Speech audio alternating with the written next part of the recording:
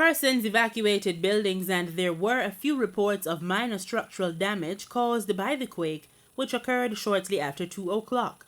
Some government offices and corporate entities closed early and sent home staff. The epicenter was located in the Caribbean Sea, about 83 miles north of Montego Bay, St. James, and about 87 miles south of Granma, Cuba. It was a relatively strong but shallow quake with a depth of about 6 miles.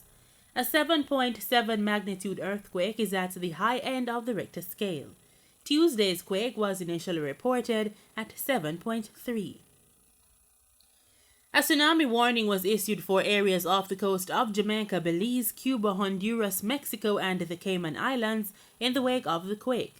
The Pacific Tsunami Warning Center said those areas could experience waves as high as 3.3 feet above tidal level. The quake also hit the Cayman Islands, leaving cracked roads and what appeared to be sewage spilling from cracked mains. Cayman's Disaster Management Agency urged residents to move away from coastal areas and asked those in low-lying areas to move to strong multi-story buildings. The seismic force from the powerful earthquake was felt in downtown Miami, swaying buildings and triggering evacuations.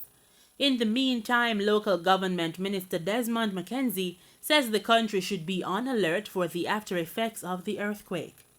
I think what the worrying part of it that we need to consider is the after effect, whether or not there is any aftermath, because when these things happen in sea, the eventual thing to come would be a tsunami.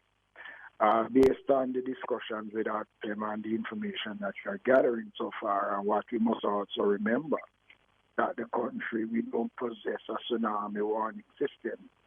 So we'd have to be relying on the United States to supply us with that information if there is such an event.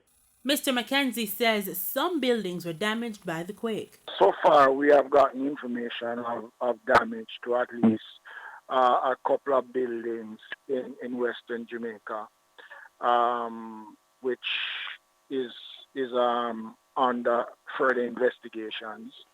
We have collected information so far from almost all the municipal corporations across the country, working closely with the ARTEM and the Jamaica Fire Brigade and the National Works Agency.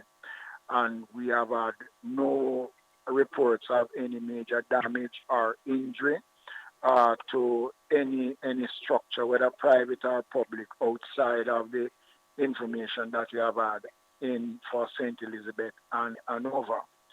I know that in Westmoreland, the Sablamar Hospital has a significant number of students from a number of high schools who has been severely traumatized. Some of them are affected with heart conditions and other problems which are associated to the earthquake which affected the island. We are working to ensure that we provide adequate information to the public as soon as those information is made available. We were advised by our neighbors in the U.S. of a tsunami warning that has dissipated so far, so the threat of tsunami is no longer something that we are concerned about. We are still in the area where it is possible for aftershocks to take place. We are urging the country to pay keen attention to the various bulletins that the ARTEM and other agencies will be sending out. One thing that we have also gathered is that while the earthquake was felt right across Jamaica, a great number of persons in the much younger age group have expressed fear because some have never experienced anything of this magnitude before.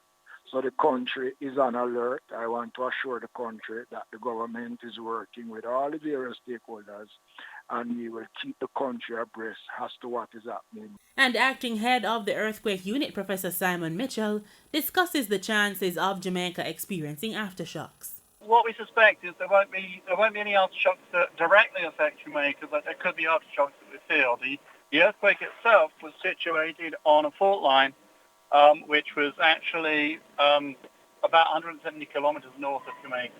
Gabrielle Thompson, Frontline News.